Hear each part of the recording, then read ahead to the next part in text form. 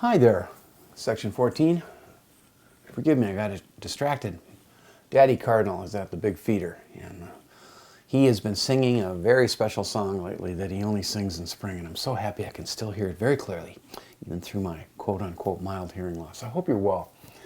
On the lesson plan that I took up to Staples today in the upper left-hand corner, I just wrote "brr," right? Because it is, dang, it is just the meanest, longest march I've ever seen. I should be tapping my maple trees by now and cooking sap to make maple syrup for my wife. She loves that stuff.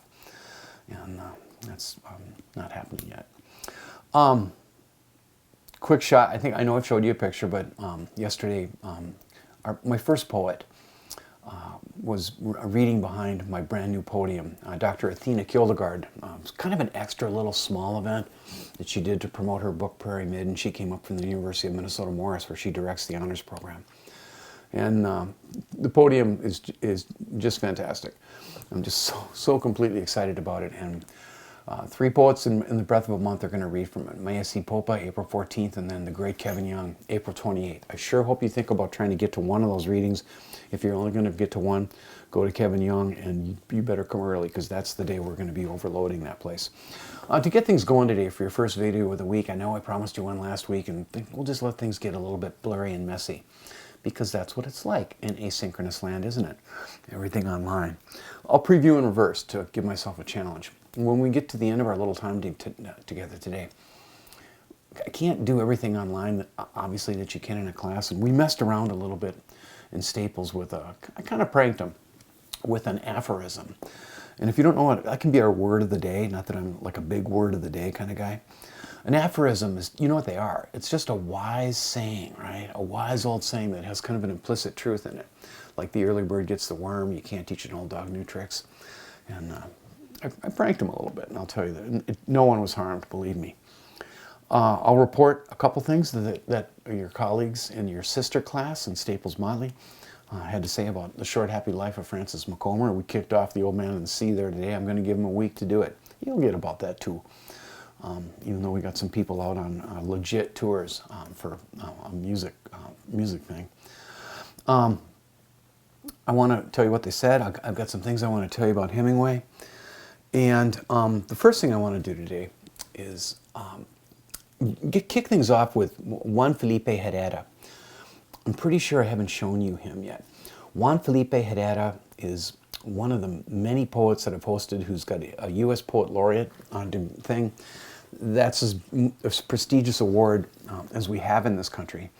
And I'd like to tell you something quick about that, and then tell you a quick story about Juan Felipe. We have in this country, I know I've mentioned it, we have a tradition called the U.S. Laureate, right? And we have borrowed that from England. In England, it's a little bit different. If you get named the Poet Laureate of England, I guess the tradition is you get a case of champagne, and you are called on to write occasional poems. And it's a little bit different here. If you're named the U.S. Poet Laureate by the Library of Congress, a couple things I forgot to tell Staples, I'll probably forget to tell you too. You're appointed typically for 1 year, although the new thing seems to be reappointing for 2 years, 3 years. The record is Robert Pinsky in the 90s. He was appointed U.S. Poet Laureate 4 times. And the thing is, you're supposed to do something. You have to come up with a project, a creative project that grows and advances the cause of poetry. And there's been some really good ones. My friend Billy Collins, who I've hosted 3 times, edited a book called Poetry 180. And the idea there is that, hey, there's 180 days in a typical school year. And he had the hope, and many schools took him up on this, especially in Chicago. Many schools read 1 poem per day through the intercom to start the day. They're all short poems, and that was really smart. And then when he got renamed the laureate, he created another book, predictably called Another 180 more. And he also did something for United Airlines where it was like you could you get on a plane and flip the screen down, and there would be, a poem of the day. And I love that kind of stuff. So what's great is when I hosted Juan Felipe Herrera, it was before the world changed. I also brought him to Long Prairie Grey Eagle, where he read to 400 kids. And in the early years of the series, until the pandemic came, we very often had big feasts to greet the poets. And that was really fun. And I would like to get back to that, but the poets are still a little bit nervous. Food, people's mouths open, etc. The pandemic's, kind of still lingering. But what's great is, and I take my glass porch, I empty it all out, I get 2 long tables in there, and it fits about 14 people. And I spend my own money on that, because you can't go to the State's Arts Board and say, can I have $400 for a dinner party for 14? And my neighbor Katie comes across the lake and cooks, because she's really good at it. And it's a wonderful thing, and the poets hold court, and it's me trying to bring people together again. That's my favorite thing to do. Well, what was so funny, and I hope Christine Schaus-Torino is okay with me saying this on the internet, I invited a friend of mine who's an English professor at St. John's and St. Ben's, Christine Schaus-Torino. Christine Torino, I think it is now. She got divorced, but when she came to the Juan Felipe dinner, she brought her little boy Felix, who's really a piece of work, and he was about 7 or 8 at the time. And I remember 2 things about that poetry feast. The minute he came in, he parked himself at the end of my kitchen table where I had all kinds of food, and on one plate I had a fairly expensive smoked sausage from Italy, sliced up. Well, Felix took one bite of that, and he just stood there for like 15 minutes, and he ate every single slice. And we all watched him, as we kind of walked along with wine. It did him no harm whatsoever. And then the really hilarious thing was I put Felix right next to Juan Felipe during the dinner, and Juan Felipe just dialed in on him because Felix wanted to tell him this long story about this inverted pyramid that he called the sugar monster that ate everything for miles. And everybody was like, why are you talking to this little kid? Why aren't you talking to us? There was nothing to do about it. And I had to explain to a few people later, okay, look, his big project is creating poetry for kids. So here's Juan Felipe Herrera. I love this poem, and I love this man.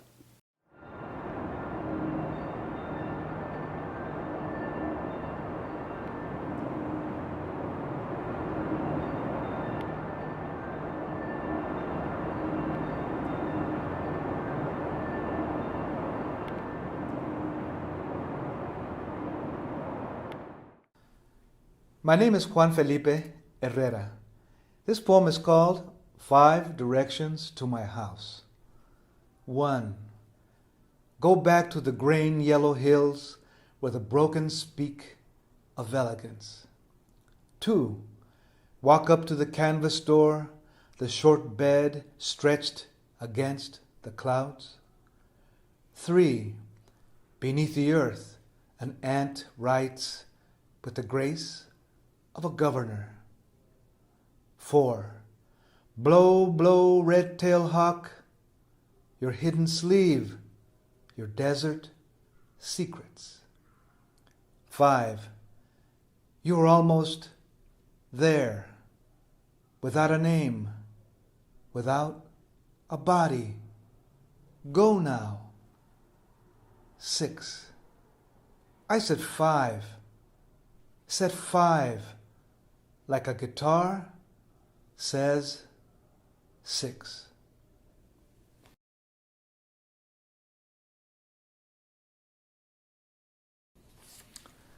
I used to play the guitar when I was 16, and I got into the folk song movement and harmonica strapped around my neck, and then I used to play it like Bob Dylan when he first was coming out.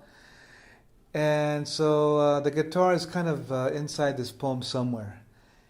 And red-tailed hawks, I just love birds of that size, and they're so majestic, and little birds too. And that's about it. I just started writing, and I started with the title, 5 Directions to My House. And then I used numbers, 1, 2, 3, 4, 5, 6. And it begins, go back to the grain yellow hills. So then I went back and let the poem go, and then I finished it up with something about that guitar. And I was happy because it has 6 lines, and yet there's 5 directions. So I like having a little puzzle in there, and to let you figure it out, and to let me figure it out too. And that's the idea behind poetry. I have to figure it out, and maybe the reader has to figure it out too. And maybe between both of us, the poem can really, really take off. And maybe we didn't figure it out, but we gave the poem a little time of our lives.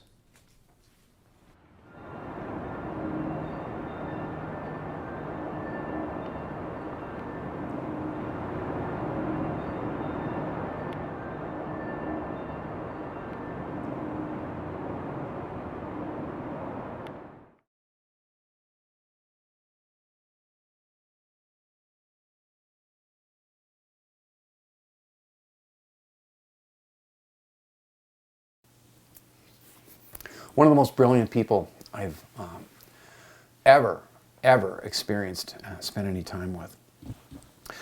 Okay, a few things. Ernest Hemingway, just to do the biographical stuff. Ernest Hemingway was born in Oak Park, northern boy, Oak Park, Chicago, which is a suburb I've been in. It is west of the downtown Chicago area, kind of like Baxter is to Brainerd, right? And, nice family. His dad was a physician who later committed suicide. Suicide runs in families. It's a hard thing. And, he pretty, run-of-the-mill Chicago suburban childhood. He loved reading. He loved playing football. He loved boxing. And like I pointed out earlier, if you're born between 1896 and the year 1900, all these writers that I love so much were born for the perfect age for soldiering. And a distinction should be made. When the Vietnam War came, all my uncles went and fought there in Southeast Asia, a bunch of them anyway, especially on the Jenkins side. They all came home without a scratch. I don't know how that works. But Vietnam was not a war that American boys wanted to go to. That's not true of World War II, and it's definitely not true of Korea, of the First World War that ran roughly between 1917 and 1919. That is a war that American boys wanted to go fight. They wanted to go fight the Kaiser. And all three of these, the three big ones for me, Faulkner, Fitzgerald, and Hemingway, they had some involvement. And William Faulkner didn't see any action. Scott Fitzgerald didn't. But Hemingway went straight for the blood. Okay, he's 19 years old, acting as a journalist for the Kansas City Star, and he was driving. This is one of the first famous stories about him. He was driving an ambulance full of cigarettes and chocolate, because apparently soldiers in World War I wanted sugars and cigarettes and chocolate. A mortar, a kind of a missile, hit that truck and blew it up big time. He came out of the truck. He was concussed, his first of many major head injuries.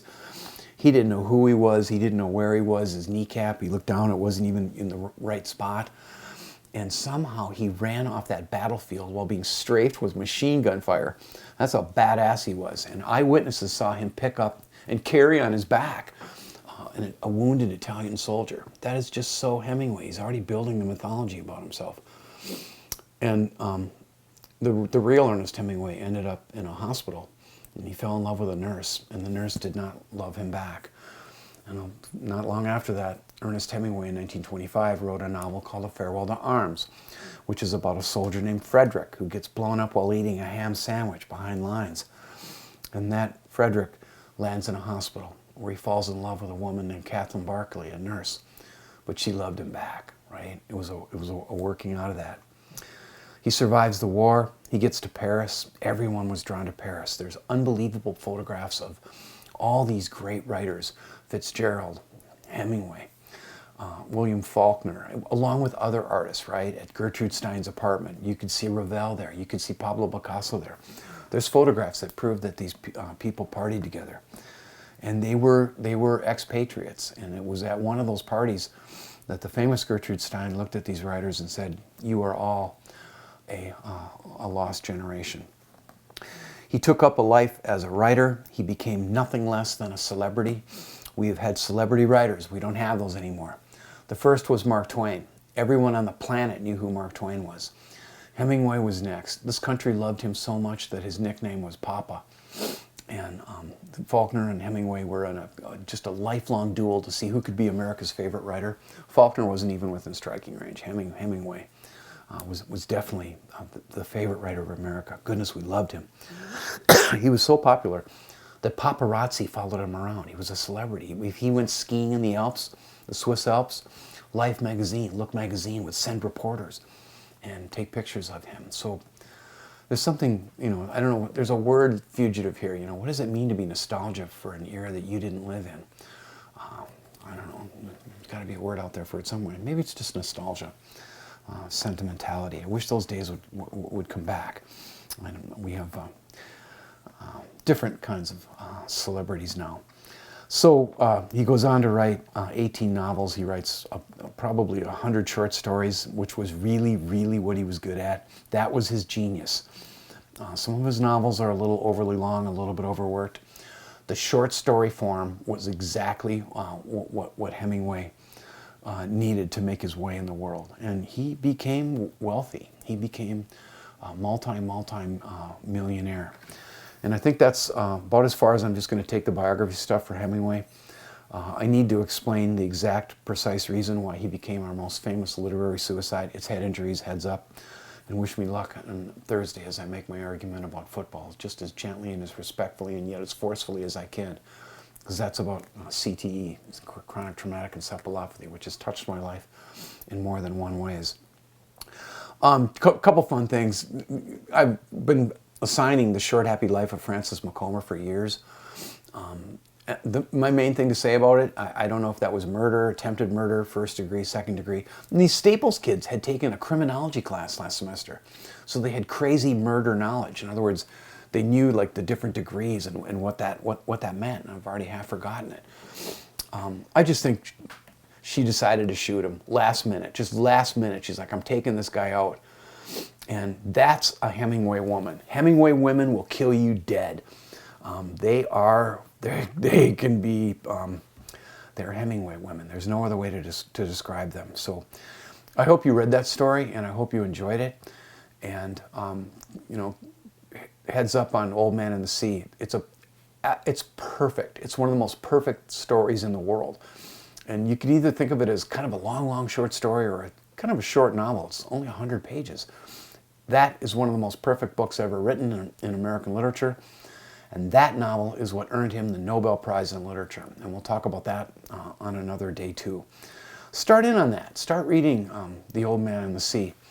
And kind of in the same way that, one more comment on this, in the same way that Hemingway kidnapped himself into his own story, about the soldier, I want to tell you too, Hemingway met a Cuban fisherman one night in the Key West, and way down in the south east tip of Florida. And that Cuban fisherman told him a story about landing, hooking onto a 2,000-pound marlin that pulled him all around the Gulf of Mexico for 3 days and 3 nights.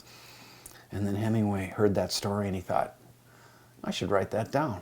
And a little while later he had the Nobel Prize, dreaming a story about that very fisherman, kidnapped right into the novel, barely changed his name to Santiago. And I love that character so much. It's not it's a quiet novel, but let's let it speak for itself. One final thing today, I pranked my students the other day. I gave one part of the room in Staples the aphorism, the early bird gets the worm. Then I gave another couple rows the aphorism, you can't teach an old dog new tricks. And the third group, I love those kids just as much, but I gave them a very difficult aphorism.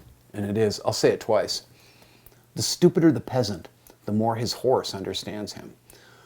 The stupider the peasant, the more his horse understands him. That Chekhov aphorism is crazy. I don't even know what it means.